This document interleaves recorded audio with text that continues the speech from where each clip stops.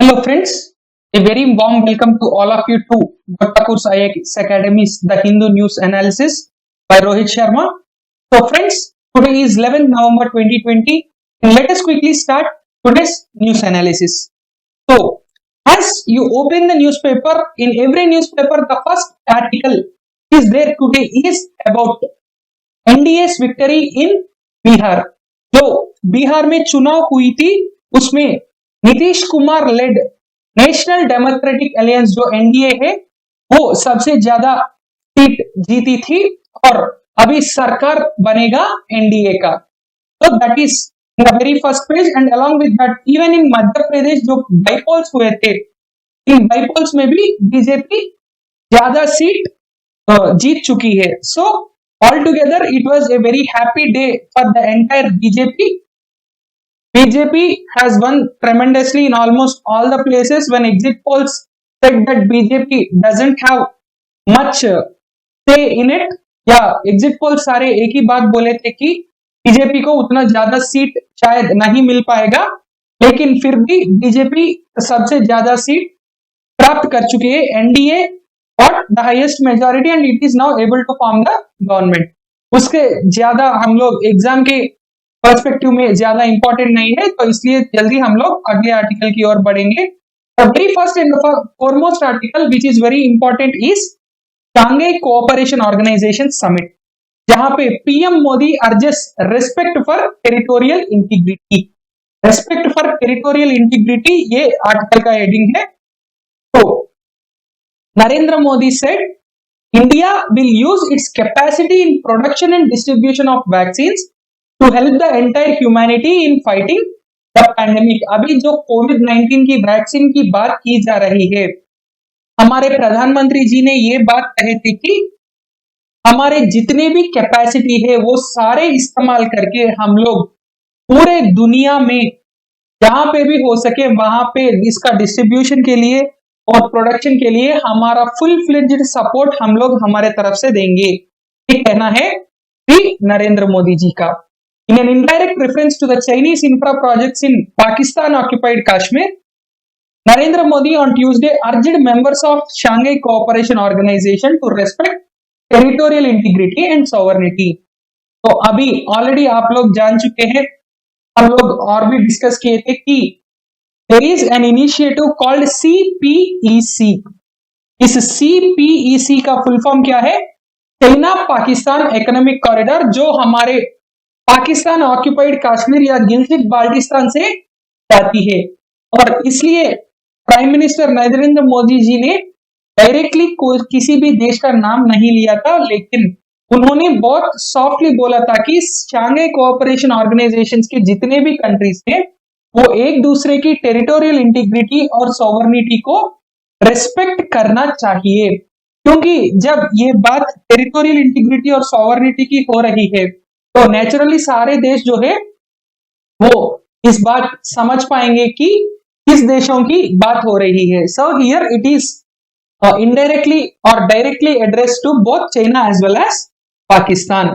Then he reminded that India has traditionally supported infrastructure and connectivity development projects in the SCO region. ये जो SCO region है, Shanghai Cooperation organisation के countries का जो area है, उस पूरे रीजन में भारत ने काफी ज्यादा इन्वेस्टमेंट की, काफी ज्यादा सपोर्ट दी थी पूरे इंफ्रास्ट्रक्चर और कनेक्टिविटी को इम्प्रूव करने में। और इसके एग्जाम्पल्स प्राइम मिनिस्टर ने दिया था Chabahar port and north south corridor. Chabahar port is a very prestigious and one of the most aspiring ports built in Iran by India. Chabahar port जो है वो ईरान में है और उसका बिल्डिंग या उसका कंस्ट्रक्शन की जिम्मेदारी है वो इंडिया लेके गई, यानी कि ईरान में भारत एक पोर्ट कंस्ट्रक्ट कर रही है जिसका नाम है Chabahar port. And north south corridor is in Afghanistan. North south corridor is in Afghanistan. Afghanistan में ये जो नॉर्थ साउथ कॉरिडोर है, यानी कि साउथ ऑफ अफगानिस्तान से लेके नॉर्थ ऑफ अफगानिस्तान तक एक लंबी रोड यहाँ पे बनी जा रही है, के बारे में भी यहाँ पे डिस्कस किया था प्राइम मिनिस्टर जी ने। इन दोनों एग्जांपल्स दिए थे as an example where India is investing a lot in infrastructure as well as connectivity development. फिर ट्यूसडे जो है वो 20वीं समिट है शांघाई कोऑपरेशन ऑर्गेनाइजेशन का हेड्स ऑफ द स्टेट का, जो देश अध्यक्ष या प्रधानमंत्री होते हैं वो सारे एक मीटिंग में पार्टिसिपेट किए थे, और ये ऐसा 20वीं मीटिंग है जो एक्चुअली शेड्यूल्ड थी न्यू दिल्ली में ऑर्गेनाइज होने की, लेकिन कोविड की वजह से ये एक वर्चुअल मीट हुई है।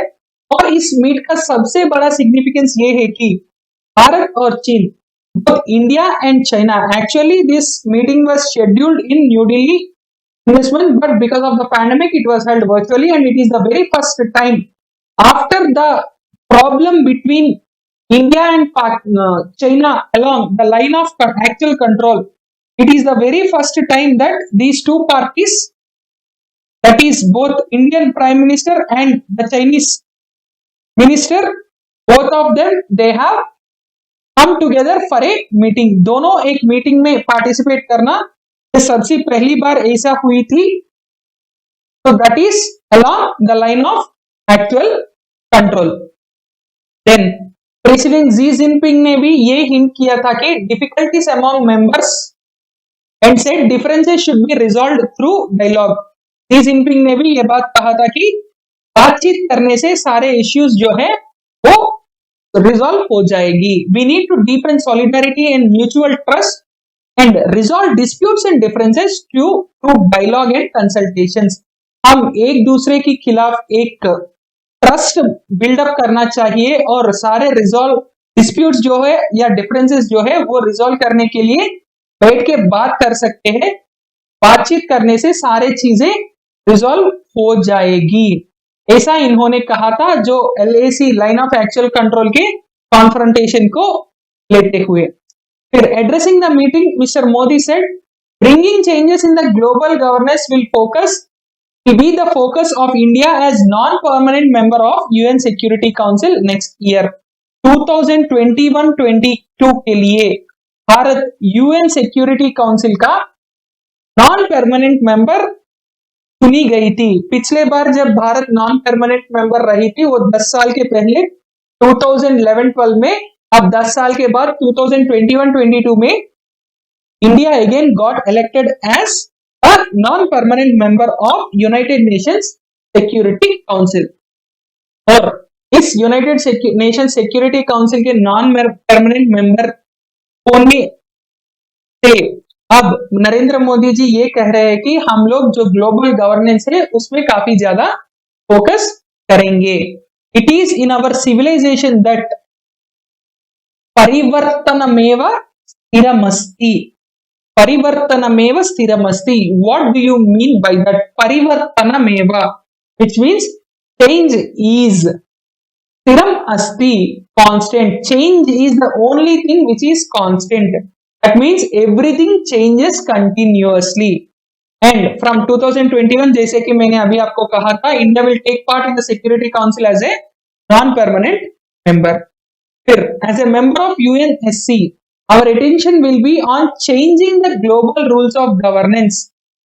Changing the global rule of governance. Modi ji ने ये बात फिर कही था. Then stating that the United Nations has failed to deliver on the vision of the organization. Modi ji said the global body should address the immediate needs of the world. तो तुरंत जिसके बारे में UN वो react करनी चाहिए के बारे में रिएक्ट करना चाहिए. ऐसा नहीं है कि इश्यू हो गया उसके 5 साल या 7 साल या 10 साल के बाद रिएक्ट करेंगे, बल्कि तुरंत रिएक्ट करना पड़ेगा, इमीडिएटली रिएक्ट करना पड़ेगा. उस इमीडिएट रिएक्शन से क्या होगी, लोगों को काफी ज्यादा फायदा मिलेगी, देशों को काफी ज्यादा फायदा मिलेगी. And many countries are struggling with the fall out of pandemic and economic turndown. सारे देश जो है पैंडेमिक की वजह से काफी ज्यादा प्रॉब्लम्स फेस कर रही है, और उसके साथ साथ फिर इकोनॉमिक टर्नडाउन यानी कि लॉकडाउन की वजह से एक एक देश में अलग अलग तरीके से लॉकडाउन इंप्लीमेंट की गई थी. उस लॉकडाउन की वजह से जो इकोनॉमिक डाउनफॉल आई थी, जो इकोनॉमिक डाउनटर्न आई थी, उसके बारे में भी सोचना किसकी जिम्मेदारी है, UN as a global body उसकी जिम्मेदारी है। ये सारे चीजों ने कहे थे नरेंद्र मोदी जी ने। अब हम लोग शांघाई कोऑपरेशन ऑर्गेनाइजेशन के बारे में थोड़ा बहुत डिस्कस करेंगे। Shanghai Cooperation Organisation is Eurasian, यानी कि इसमें दोनों यूरोप और एशिया से रिलेटेड कंट्रीज इसमें मेंबर्स होंगे। It is a political, economic and military organisation. यहाँ पे तीन चीज इसमें इंक्लूड की गई है। एक है पॉलिटिकल, फिर दूसरा है इकोनॉमिक, फिर तीसरा है मिलिट्री।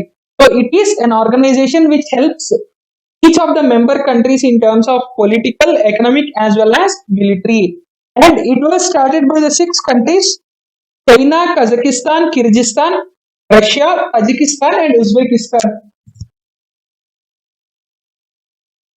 जितने भी कंट्रीज यहाँ पे यूएसएसआर के ब्रेकडाउन के बाद रशिया और चाइना, इन दोनों के नाइबरिंग कंट्रीज जो है वो सारे कंट्रीज इस शांघाई कोऑपरेशन ऑर्गेनाइजेशन में मेंबर कंट्रीज है। And after few years India and Pakistan were also admitted into the SCO. Then the official languages of this SCO are Chinese and Russian. And the China SCO secretariat, जैसे कि नाम में Shanghai Cooperation organisation है तो सब लोग सोचेंगे कि हेडक्वार्टर्स जो है वो शांघाई में होगी, लेकिन in reality the headquarters of Shanghai Cooperation Organisation is in Beijing. The headquarters of Shanghai Cooperation Organisation is in Beijing, जहां पे इसकी सेक्रेटेरिएट और बाकी जो भी ऑफिसेस है वो सारे ऑफिसेस मौजूद है। कहां पे? बीजिंग में। Next point, the councils of the heads of the state is the top decision making body in the SCO। तो काउंसिल होगी जिसमें हर देश के हेड ऑफ द स्टेट होंगे, जैसे कि हमारे प्रधानमंत्री नरेंद्र मोदी जी, फिर पाकिस्तान का प्रधानमंत्री इमरान खान, फिर चाइना का अध्यक्ष जी जिनपिंग, फिर हमारा रूस या रशिया का अध्यक्ष व्लादिमीर पुतिन। ऐसे सारे कंट्री का हेड्स जो है वो इसमें एग्जीक्यूटिव या टॉप डिसीजन मेकिंग बॉडी होंगे। And RATS very very very important when it comes to SCO, regional anti terrorist structure. RATS is the regional anti terrorist structure, is headquartered in Tashkent, Uzbekistan and it is a permanent organ of Shanghai Cooperation Organisation. और इसका purpose क्या है दोस्तों? What is the purpose of this rats?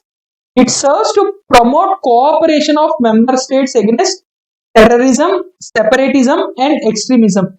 जो भी terrorism हो या extremism हो या सेपरेटिज्म हो, यानी कि कुछ लोग बोलते हैं कि इस part of the India should be separated and declared as a separate country, ऐसे चीजें। फिर एक्सट्रीमिज्म, जो विद इन कंट्री काफी ज्यादा एक्सट्रीमिस्ट आइडियाज से लोगों को प्रॉब्लम क्रिएट करते हैं। फिर टेररिज्म, उसके बारे में तो आप लोग हमेशा जानते ही हो।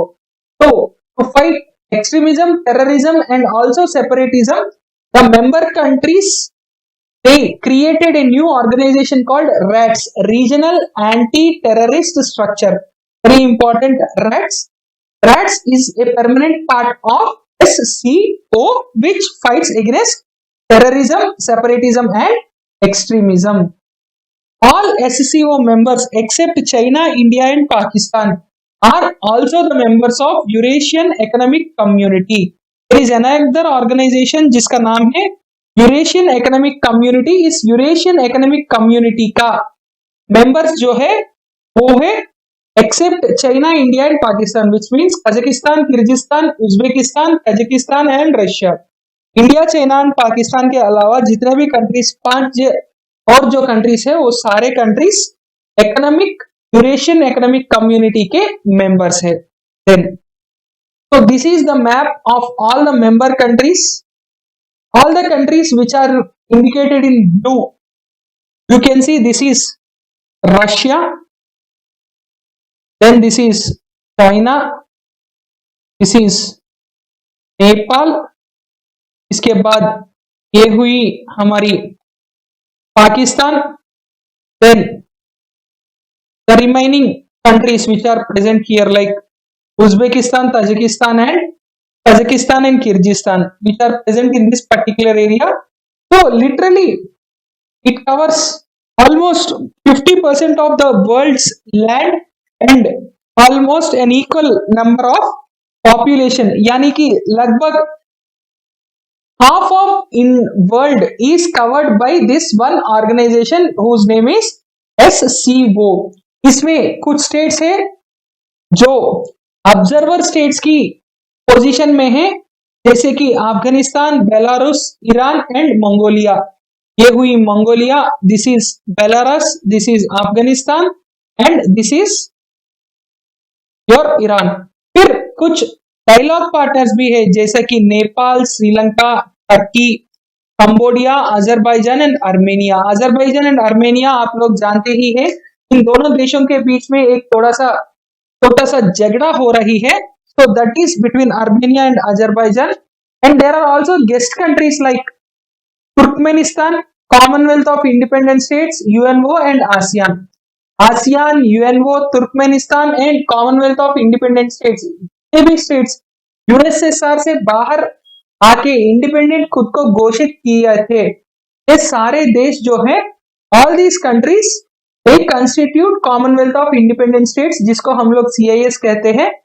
CIS, UNO, ASEAN and Turkmenistan are the guest attendees of this Shanghai Cooperation Organization. But the members are India, Pakistan, China, Russia, Kazakhstan, Kyrgyzstan, Uzbekistan and Tajikistan. Then, the original purpose of Shanghai Cooperation Organization was to serve as a counterbalance to NATO. NATO की opposition में एक strong organisation बनाने के लिए Shanghai Cooperation organisation जो है वो शुरू की गई थी. तो Shanghai Cooperation Organisation was started as a counter balance to NATO and to avoid conflicts that would allow US to intervene in areas bordering Russia and China. जितने भी एरियाज है जो रशिया एंड चाइना से border है, अगर उस border देश और रशिया और चाइना के बीच में अगर कुछ ना कुछ झगड़ा होती है, फिर what will be its result? America will intervene and America will try to play its own game. तो इसलिए शांघाई कोऑपरेशन ऑर्गेनाइजेशन का मोटो ये है कि he should not allow America to play between us. Then India and SCO. SCO के urban disaster handling का summit जो है वो भारत ने होस्ट किया था, एंड इसमें जो एनडीआरएफ फोर्सेस के अर्थक्वेक सर्च टीम्स होंगी, यानी कि अर्थक्वेक रेस्पॉन्स के बारे में काफी सारे एक्सरसाइजेस शांघाई कोऑपरेशन ऑर्गेनाइजेशन के कई सारे मेंबर्स जो है वो सब मिलके किए थे. That is the first important involvement of India in SCO, and the fifth meeting of Shanghai Cooperation Organization's head of ministries and Department of Science and Technology. यानी कि जो साइंस एंड टेक्नोलॉजी की मंत्रालय के जो मिनिस्टर्स और head of countries है, उनका एक मीटिंग हुई थी, और उस मीटिंग में सारे मेंबर्स ये बात एग्री किए थे कि 2020 में जो हेड्स ऑफ स्टेट्स होंगे, यानी कि all the country heads will meet in India. That is originally the meeting which we have discussed the speech of Shri Narendra Modi ji. This meeting was originally scheduled to be held in Delhi this year, but due to COVID-19 pandemic, it was conducted online. तो ये सारे चीजें हैं Shanghai Cooperation Organization के बारे में. And Shanghai Cooperation Organization also has to host Forum of Young Scientists and Innovators in 2020 in India. ये भी एक समिट है जो SCO के रिलेटेड समिट भारत में आयोजित किया जा रहा है. So this is about Shanghai Cooperation Organization and Prime Minister Narendra Modi ji's speech in Shanghai Cooperation Organization's virtual summit. The next important article is an editorial. आज के न्यूज़पेपर में काफी ज्यादा बिहार के बारे में ही दी गई है. The next important article is something related to the Finance Commission, क्योंकि कल ही फाइनेंस कमीशन ने अपना जो रिपोर्ट है वो प्रेसिडेंट को सबमिट की थी. उसमें एक अलग सा वॉल्यूम जो है, there was a separate volume for states. States के लिए एलोकेशन कैसे करना है, क्या करना है, ये सारी चीजों के बारे में एक सेपरेट वॉल्यूम दी गई थी फाइनेंस कमीशन के द्वारा। तो finance commission road map is critical एमिड A stand of between centre and states, ये सब हेडिंग है इसका। On Monday, the Finance Commission submitted its report with recommendations on the formula for sharing the divisive pool of tax revenues, यानी कि जो central government को tax मिलती है उसमें से कुछ पार्ट जो है वो वापस स्टेट्स को सेंट्रल गवर्नमेंट डिस्ट्रीब्यूट करती है। वो कैसा करना है, इस फॉर्मूले को इस्तेमाल करके वो चीज करना है, ये सारी चीजें जो है वो फाइनेंस कमीशन एक रिकमेंडेशन करती है प्रेसिडेंट को, and that recommendation is generally accepted by the government.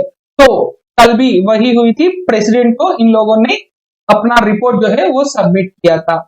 A panel's proposed physical roadmap up to 2025-26 will only come into the public domain once it is tabled in the parliament, either in this winter session or in the next budget.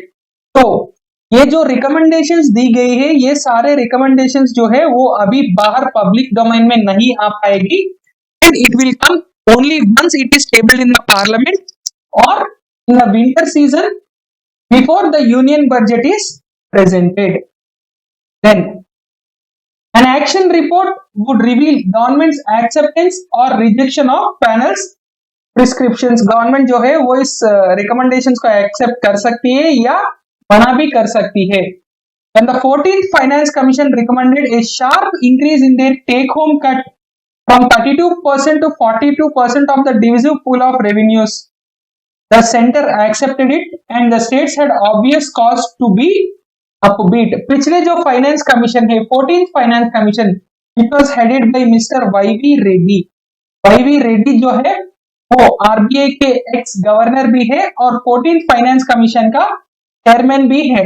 तो the previous governor of RBI, ex governor of RBI YV Reddy ji ने 14th finance commission का head किया था, and the 14th finance commission has recommended to increase the devolution of funds from 32% to 42%, यानी कि 10% और भी ज्यादा फंड स्टेट्स को देने के लिए यहाँ पे बात की गई थी 14th फाइनेंस कमीशन के द्वारा। Then all the states and the center has happily accepted it, but here comes the twist.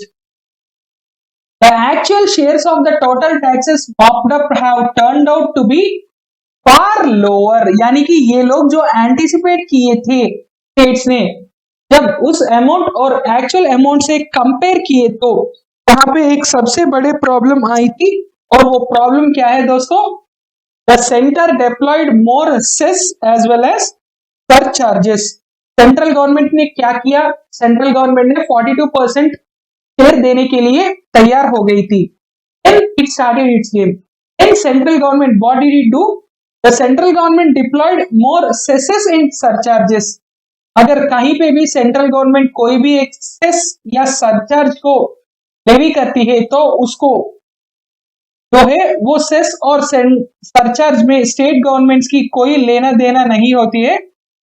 And also another point is the entire amount will be only with the centre. So when the centre has increased the surcharges and cess, then the states got even less amount, that became a even more bigger problem for the states, क्योंकि states expect कर रहे थे कि इसको ज्यादा amount मिलेगी, लेकिन reality में और भी कम अमाउंट मिल रही है। So that is another big problem.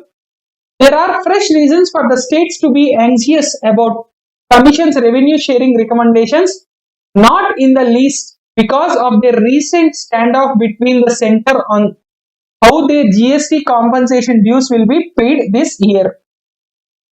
जब GST लागू किया गया था, when GST was started, then there was an anticipated revenue deficit for each and every state. यानी कि अगर आप मान के चलिए असम में हर साल जो सर्विस टैक्स या वैट है उसकी वजह से हम लोगों को मिल रही है लगभग 50,000 करोड़। अब जीएसटी की वजह से हम लोगों को कितना मिल रहा है? 40,000 करोड़ ओनली। उस 10,000 करोड़ का डिफरेंस जो है वो पहले कुछ साल तक गवर्नमेंट जो है वो रिएम्बर्स करने की बात उस वक्त की गई थी, लेकिन अब गवर्नमेंट भी जीएसटी कॉम्पनसेशन को वापस करने के लिए तैयार नहीं है, क्योंकि सेंट्रल गवर्नमेंट के पास भी पैसे ज्यादा नहीं है बिकॉज ऑफ द पैंडेमिक। तो that is something which is even more important. अब स्टेट्स के पास भी पैसे नहीं है, states are looking at the centre for the GST compensation money and the central government is not at all ready to give that money to the states, इसलिए थोड़ा बहुत प्रॉब्लम हो रही है। And the centre has recommended that the states can take some more loans in order to compensate their losses because of the pandemic. 22 states have now come on board with a solution conjured up by the center. There are still loose ends as more dues pile up over the next 2 years. तो अभी central government ने 2 options दी थी, उन options में 22 states ने कुछ ना कुछ ऑप्शन को ले लिया था, लेकिन उसमें भी थोड़ा बहुत प्रॉब्लम्स है क्योंकि ये ड्यूज जो है वो और भी ज्यादा बढ़ते जा रहे हैं। And the second point is central government ने कमीशन को एक ऐसा टास्क दी थी जो नॉर्मली बिल्कुल कोई भी सोच भी नहीं सकता है। So there are few unusual ideas which are not at all common and are really surprising. The first one is creation of a non-lapsable fund. अब ये non-lapsable fund का मतलब क्या होता है? अगर आप मान के चलिए इस साल department of science and technology के लिए सेंट्रल गवर्नमेंट यूनियन बजट में 1,000 करोड़ सैंक्शन की थी and till February the Department of Science and Technology has used only let us say for example out of the 1,000 crores it has used only 200 crores. So there is still 800 crores which has to be spent. अगर उस 800 crores मार्च के and तक spend नहीं किया जाएगा फिर क्या होगा दोस्तों? The amount will lapse and the next year the amount will be reduced because this year amount was not properly utilized by the departments. लेकिन अगर आप मान के चलिए राफेल के जैसा एक और नया चीज आया था या आई थी इस मार्केट में, there is something like Rafale which is even more advanced and sophisticated and the government of India wants to buy it. Now one flight will be in thousands of crores. Let us say for example each flight is 5,000 crores. हम लोग 10 jets purchase करना चाहते हैं, यानी कि हम लोग 50,000 करोड़ इसी साल की डिफेंस एक्सपेंस से निकालना चाहिए। इसका मतलब ये है कि जो बाकी एलोकेशन डिफेंस सेक्टर्स के लिए दी गई है वो काफी ज्यादा प्रॉब्लमेटिक होगी, इसलिए सेंट्रल गवर्नमेंट ने एक डिफेंस एंड सिक्योरिटी स्पेंडिंग के लिए नॉन लैप्सेबल फंड, यानी कि इस साल हम लोग 10,000 करोड़ अगर एलोकेट किए थे उसमें से अगर 4,000 करोड़ बच गए हैं, यानी कि सिर्फ 6,000 करोड़ ही स्पेंड की गई थी। So now this 6,000 crores which was spent will be done and the remaining 4,000 crores will be there in that fund and they will not be lapsed. अब ये सारे बचे हुए फंड्स जो है वो किसी दूसरे इक्विपमेंट या अपग्रेडेशन के लिए हम लोग इस्तेमाल कर सकते हैं। तो we can use the funds which were remained in this particular fund without lapsing can be utilized for the advancements or upgradation of the equipment. And incentivizing states for performance on reforms considered desirable by the center such as adoption of direct benefit transfer. यानी कि central government ने कुछ schemes को prescribe किया था, अगर कोई state उस स्कीम्स को इम्प्लीमेंट करने में काफी बढ़िया काम की थी, if any state has performed really well in terms of implementation of all such schemes, then those states are supposed to get some new incentive from the central government. तो ये प्रॉब्लम क्यों आई थी? क्योंकि साउथ स्टेट्स जो है वो 1971 से लेके 2011 तक फैमिली प्लानिंग या पॉपुलेशन कंट्रोल में काफी ज्यादा इफेक्टिव रहे थे। So they have successfully controlled their population to a greater extent. Now the funds, if they are distributed as per the population of 2011 census, then that will be a problem, because for the past 30 to 40 years, the south states, they have controlled the population, which is very good. So that's why those states have to be given some more incentive as something, additional support for the work which they have done or the achievements which they have done. जैसे कि एक और example हुआ direct benefit transfer. अगर आप मान के चलिए कोई भी एक तक 2-3 स्टेट्स है जहां पे 100% डायरेक्ट बेनिफिट ट्रांसफर हो रही है सीधा बैंक अकाउंट में, उन स्टेट्स को कुछ एडिशनल फंडिंग दिया जाएगा ताकि उन लोगों को और भी ज्यादा फायदा मिले।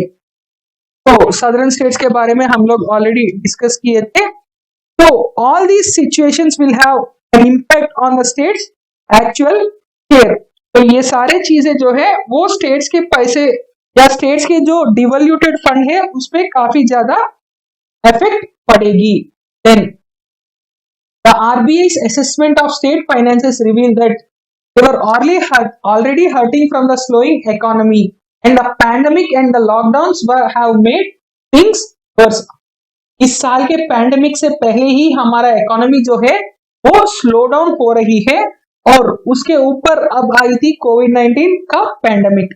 इसकी वजह से यहाँ पे क्या हो रहा है दोस्तों, our state governments are under very severe financial troubles. And last year, Finance Panel has tabled an interim report by saying a 5-year forecast is tough when the economy is slowing down due to the effects of reforms like demonetization and GST. Demonetization and GST जैसे कई सारे सुधार जो लाए गए थे, the reforms which were introduced like GST and demonetization, these reforms, they had a very big impact on the economy. The economy is slowing down, and in such a critical scenario, it will be very difficult for any finance commission or any other economic organization to project, to predict, to analyze the outcomes and give a plan accordingly. तो यही चीजें यहाँ पे finance commission भी कही थी। The final report comes at even more uncertain time with the pandemic throwing globally into a tailspin. तो अभी जो सेकेंड वेव ऑफ कोरोना शुरू हुई थी और many countries are now declaring the second lockdown, अगर ऐसी एक और भी ज्यादा अनसर्टेन टाइम में ये रिपोर्ट जब बाहर आएगी तो नेचुरली क्या होगी, काफी ज्यादा रक्कस होगी पूरे देश में। That the panel has dedicated a volume entirely to states, analyzing the development needs of each is heartening. अब ये फाइनेंस कमीशन की रिपोर्ट जो है उसमें एक वॉल्यूम पूरा स्टेट्स के बारे में, स्टेट्स के एलोकेशंस के बारे में और स्टेट्स के संबंधित सारी चीजों के बारे में डिस्कस की गई थी। ये एक बहुत ही बढ़िया, महत्वपूर्ण और काफी इंपॉर्टेंट पॉइंट है, क्योंकि स्टेट्स की जो डिमांड्स है वो सारे डिमांड्स यहाँ पे क्या की गई थी, उन सारे डिमांड्स को यहाँ पे कंसिडर की गई थी, at least to some extent. To what extent we will know only after this finance commission report is made into public. The center can allay states' fears further by tabling the report soon so that the anxieties can be dissipated and laid to rest. अब जो states बहुत ज्यादा tension जो ले रही है, उस सारे टेंशन को हम लोग क्या कर सकते हैं, जब सेंट्रल गवर्नमेंट ये रिलीज करेगी तब स्टेट गवर्नमेंट्स की टेंशन जो है वो ऑलमोस्ट खत्म हो जाएगा। So that's why states are also planning, depending on these funds, that how they want to do the things, how they have to move the things further, and all those things related to fund allocation to those states will be very much beneficial for them to analyze and to plan further without much uncertainty. अब ये जो states जो receiving end में है इस पूरे finance commission की वजह से, अब इनको जब ज्यादा फायदा मिलेगी तब पूरा जो फेडरल स्ट्रक्चर है वो काफी ज्यादा क्या होगी, वो हमारे देश के लिए काफी ज्यादा बनी होगी और हमारे देश की ग्रोथ के लिए वो और भी ज्यादा बेनिफिशियरी रहेगा। Then let's quickly discuss the constitutional provisions of the Finance Commission. The 15th Finance Commission was constituted by a presidential order in November 2017 under the chairmanship of Sri Nanda Kishore Singh or N.K. Singh. And this presidential order gave the Finance Commission to decide the formula for evaluation of revenue between the center and state for a period of 5 years from April 2020 to March 2025. But due to pandemic and other issues, the time frame was changed from April 2021 to मार्च 2026 तक ये जो time frame है वो थोड़ा बहुत change की गई है क्योंकि पैंडेमिक एंड अदर इश्यूज की वजह से। Now the finance commission is constituted by the president under article 280 of the constitution. Article 280 जो है हमारे भारत के संविधान की आर्टिकल 280, उस आर्टिकल 280 हमारे संविधान प्रेसिडेंट को ये पावर देती है कि हर 5 साल एक फाइनेंस कमीशन को कॉन्स्टिट्यूट करे और उस कॉन्स्टिट्यूशन की रिकमेंडेशंस ले ताकि सेंट्रल गवर्नमेंट और स्टेट गवर्नमेंट के बीच में जो फंड एलोकेशन और फंड डिस्ट्रीब्यूशन है वो काफी आराम से हो जाएगा। देन प्रेसिडेंट ऐसे जो चीजें हैं जिसके बारे में उनको और भी ज्यादा सजेशन या रिपोर्ट चाहिए वो सारे चीजें भी प्रेसिडेंट इंक्लूड कर सकते हैं जब ये फाइनेंस कमीशन शुरू की जा रही है। Then it shall be the duty of the commission to make recommendations to the president as to distribution between the union and states, the net proceeds of taxes which are to be or may be or divided between them under this chapter, and the allocation between the states of the respective shares of such proceeds. इसका पूरा मतलब ये है कि दोस्तों जो finance commission है उसका सबसे पहले ड्यूटी ये होगी कि सारे जो नेट टैक्सेस और रिसीप्स और जो भी बाकी इनकम है उसमें एक प्रॉपर तरीके डिस्ट्रीब्यूशन की जाएगी बिटवीन स्टेट्स एंड सेंटर।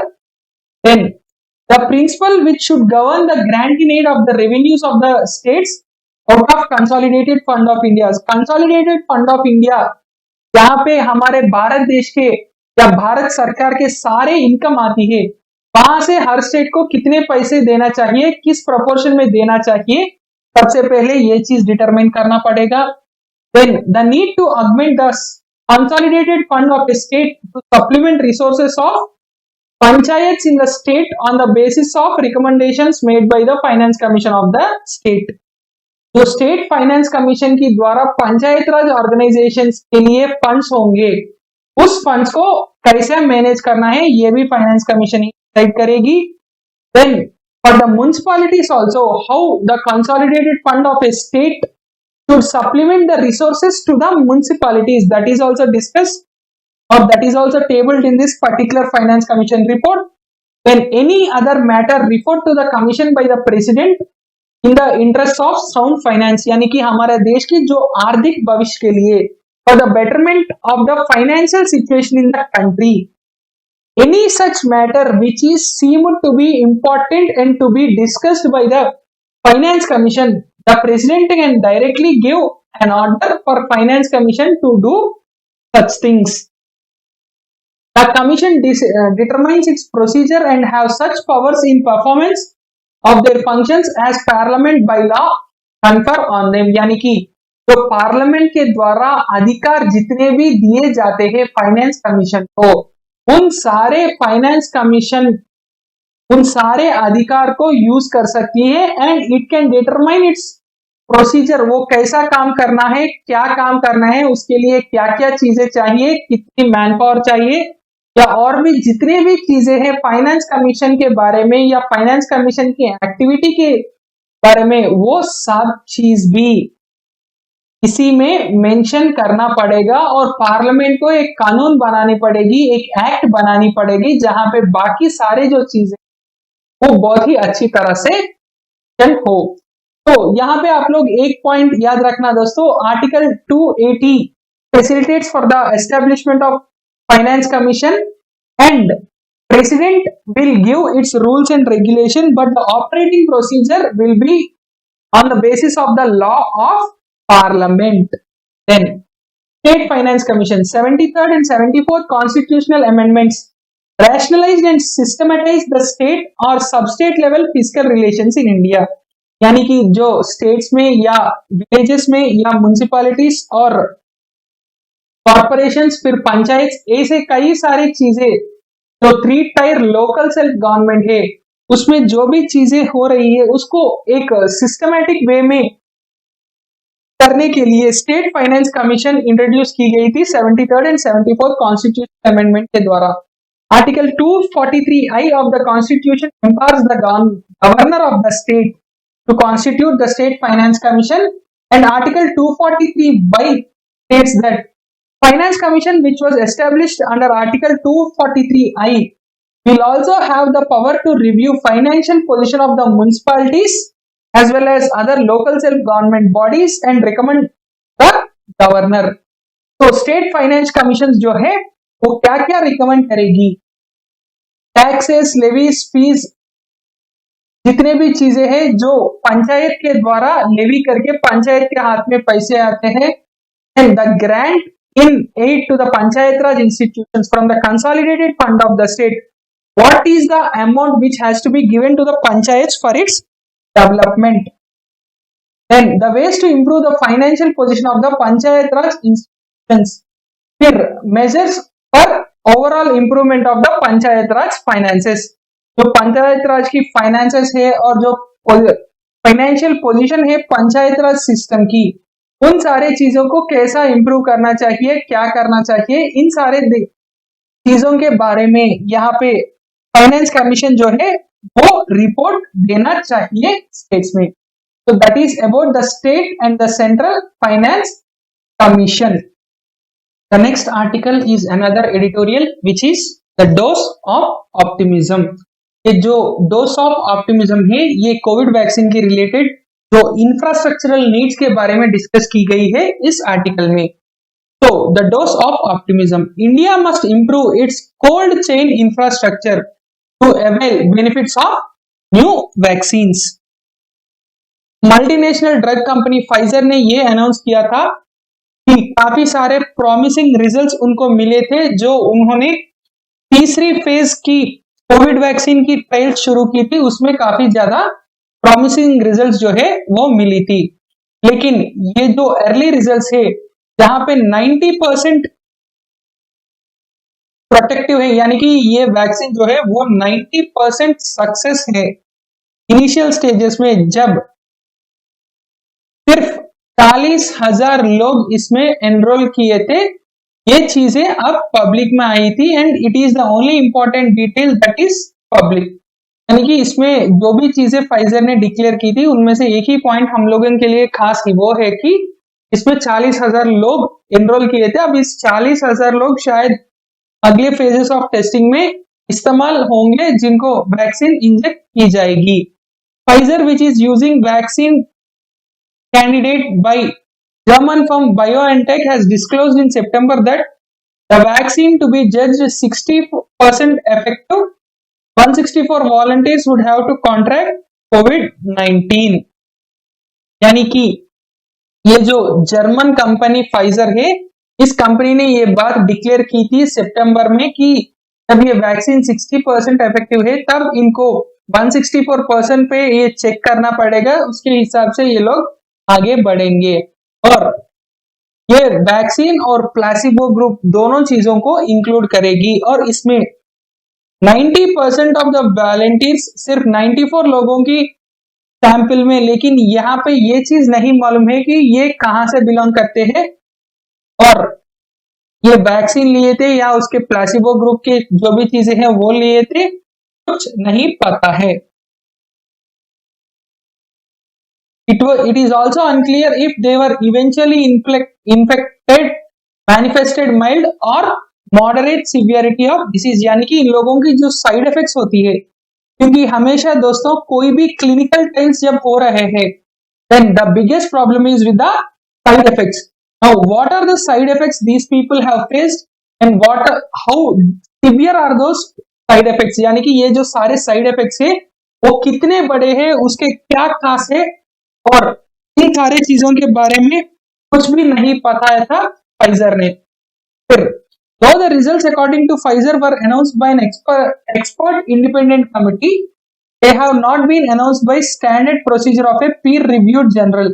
जब इतने बड़े प्लेयर्स होंगे तो वो सारे क्या करेंगे, एक पीर रिव्यूड जर्नल्स यानी कि जितने भी उनके जैसे इक्वली इंटेलेक्चुअल ऑर्गेनाइजेशंस होंगे उन सारे ऑर्गेनाइजेशंस जर्नल्स में पब्लिश करके एक दूसरे की आर्टिकल्स में रिव्यू करके उनके शॉर्ट टर्म्स जो है वो सारी चीजें यहाँ पे अपलोड करते हैं।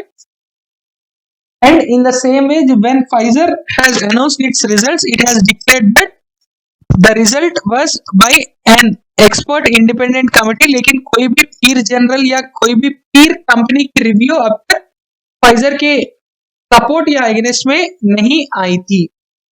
In short, there is still time to be reliably sure that the results actually hold up in a wider population, यानी कि ये सारे जो रिजल्ट्स है वो और भी ज्यादा खास है इस बात को मानने के लिए और कुछ दिन हम लोगों को वेट करना पड़ेगा।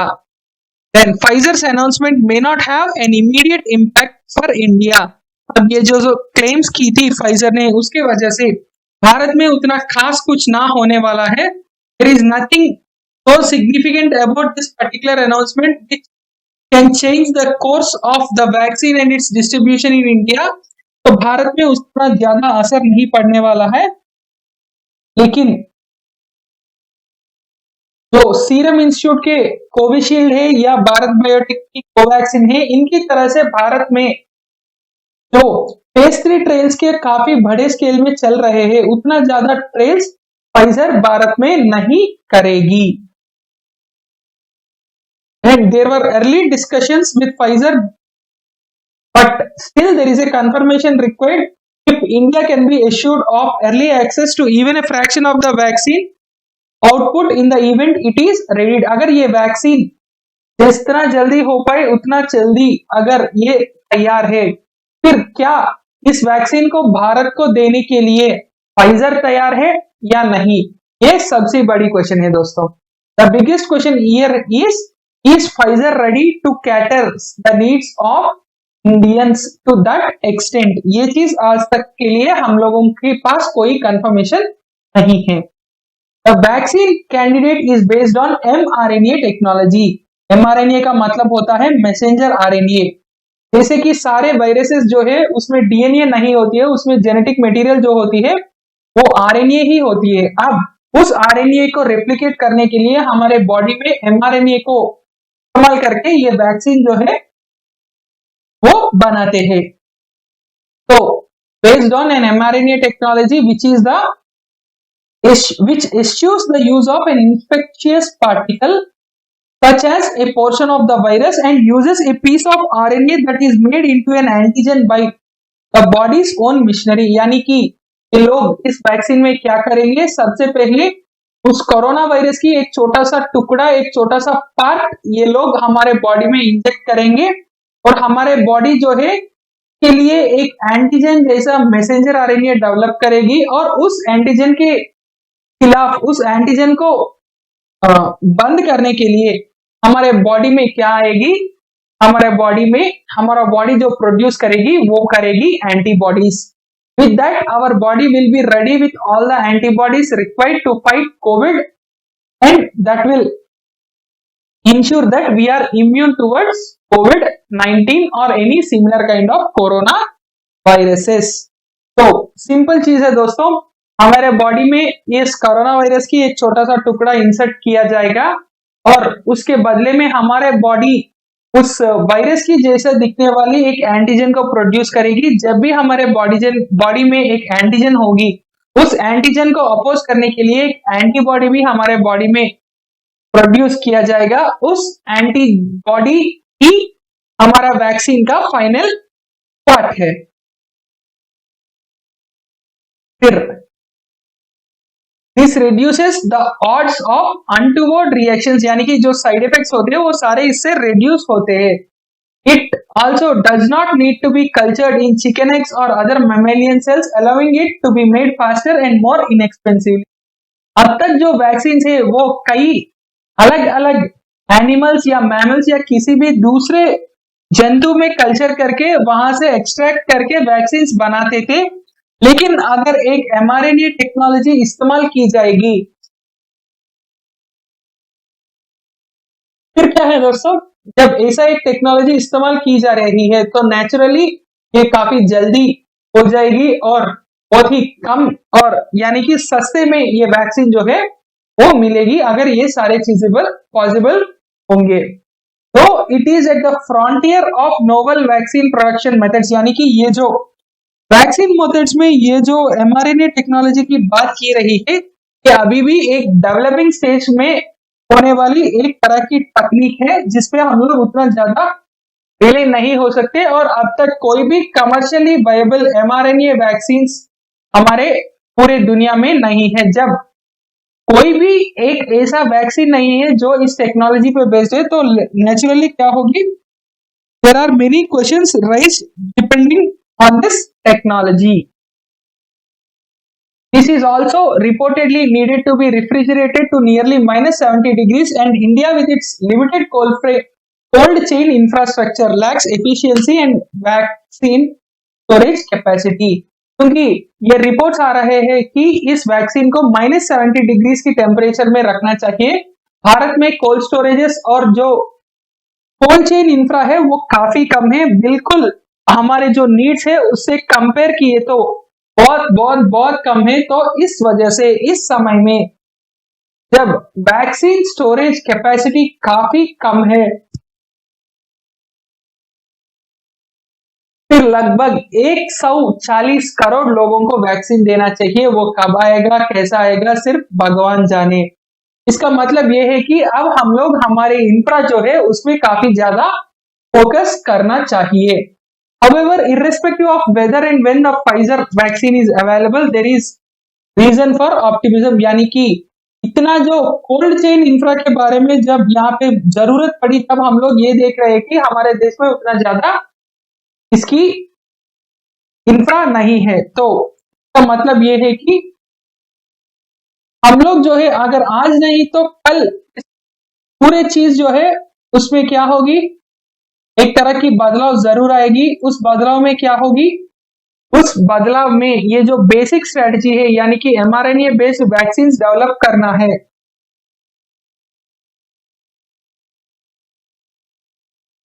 इसमें जो रिजल्ट्स है वो काफी अच्छे हैं। There are very nice result when developing a vaccine to target spike protein of the virus is correct, and given that this approach most vaccine developers are following, the chances of several encouraging results are high। यानी कि यही जो technology mRNA based technology है जहां पे एक छोटा सा पार्ट ऑफ वायरस इंट्रोड्यूस की जाएगी, अगर ये अच्छे रिजल्ट्स लाती है या इस टेक्निक से काफी अच्छे रिजल्ट्स मिल रही है तो उसकी वजह से हम लोगों के क्या असर पड़ने वाला है। एक और फॉर्म है जिसका नाम है मॉडर्ना।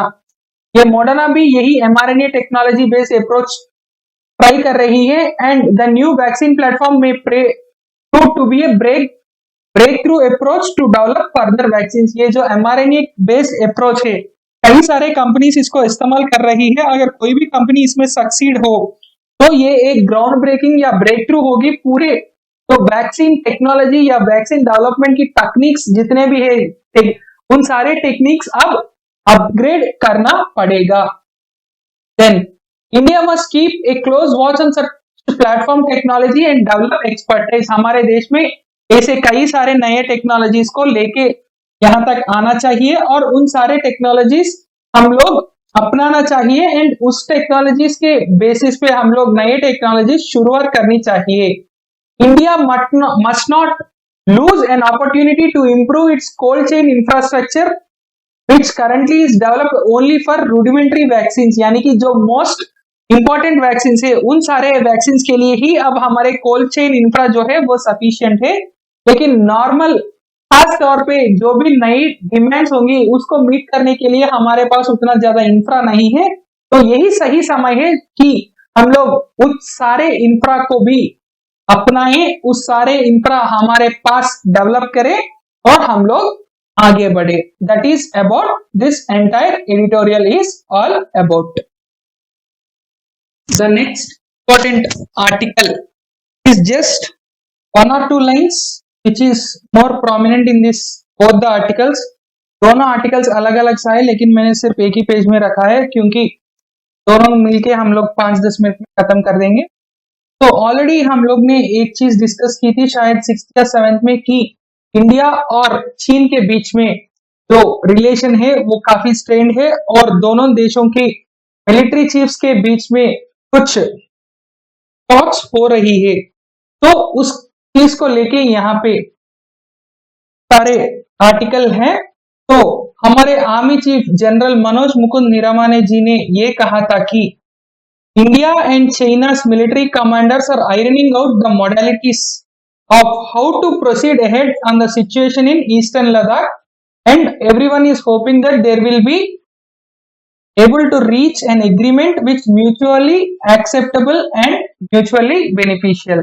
यहाँ पे ये बात की जा रही है कि दोनों तरह से एक म्यूचुअली बेनिफिशियल एग्रीमेंट जरूर आएगा और उस वजह से ये सारे ईस्टर्न लद्दाख के जितने भी इश्यूज है लाइन ऑफ एक्चुअल कंट्रोल के अलॉन्ग साइड वो सारे इश्यूज जो है अब वो सारे इश्यूज रिजॉल्व हो जाएगा, क्योंकि अब तक पूरे 8 राउंड ऑफ टॉक हो चुके हैं।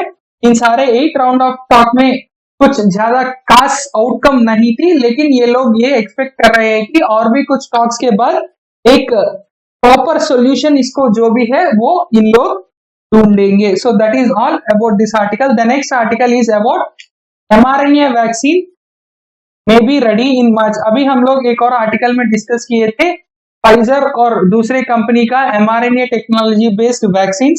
तो भारत में जो mRNA बेस्ड वैक्सीन है वो शायद मार्च में आने की संभावना है और ये कहां पे होगी? Pune based Gennova biopharmaceuticals. Gennova biopharmaceuticals नाम की कंपनी जो है वो कंपनी शायद इस mRNA बेस्ड वैक्सीन को तैयार करेगी भारत में। तो ये एक और छोटा सा अपडेट है। mRNA vaccine is expected by March in India and our army is expecting to end the border disputes with China as soon as possible so that it will be beneficiary for both the countries as well as the people of Eastern Ladakh in India. And the next and the most important article in business, that is banks must not distance customers. Finance minister ने एक meeting में ये बात बैंकों से कही थी कि you should not distance yourself from giving loans। आप लोग इस जो पैंडेमिक है इस पैंडेमिक में सब लोगों के बीच में कुछ ना कुछ डिस्टेंस तो जरूर आया है और काफी ज्यादा प्रॉब्लम हो रही है हमारे इकोनॉमी में, और इस इकोनॉमी को रिवाइव करने के लिए आप लोग लोन्स जो है वो और भी ज्यादा लिबरली देना चाहिए एंड आप लोग लोन देने में से पीछे मत हट जाए, ऐसा बोला था फाइनेंस मिनिस्टर ने। लेकिन एक चीज हम लोग यहाँ पे ऑब्जर्व करना चाहिए कि ये जो फाइनेंस मिनिस्टर की स्टेटमेंट है लेंडिंग को बढ़ाने के लिए, लेकिन दूसरी तरफ आरबीआई की जो गाइडलाइंस है, आरबीआई की गाइडलाइंस ये कह रही है कि अगर कोई भी बंदा, कोई भी ऑर्गेनाइजेशन, कोई भी एंटिटी 90 डेज अगर कुछ भी इंटरेस्ट नहीं पे करेगी तो उस ऑर्गेनाइजेशन को हम लोग ऑन एनपीए या बैंकरप्ट या इंसॉल्वेंसी डिक्लेयर करके उनपे इंसॉल्वेंसी एंड बैंकरप्सी हम लोग चालू कर सकते हैं। और दूसरी तरह से finance minister is asking to give more and more loans to banks.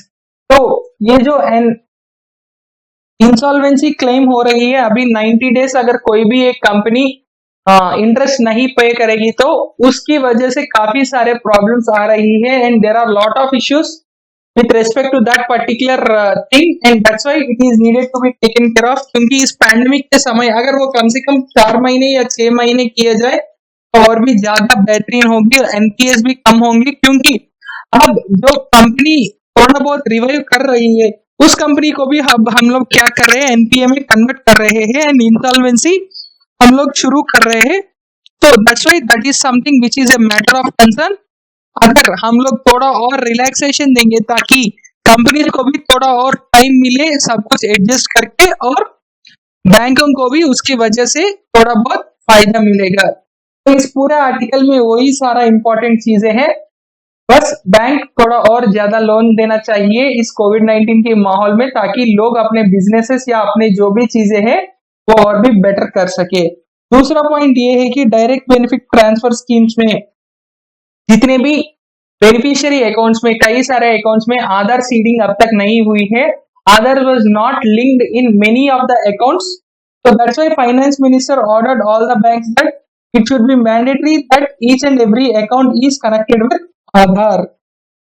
तो ये चीज है दोस्तों फाइनेंस मिनिस्टर और बैंक्स के बारे में। लास्ट, बाकी एग्जाम्स जो है उसमें ये इंपॉर्टेंट है, हमारे यूपीएससी और एपीएससी में कुछ भी इंपॉर्टेंट नहीं है। IPL 5th time Mumbai Indians जीत गई है। तो these are few statistics related to the IPL 2020।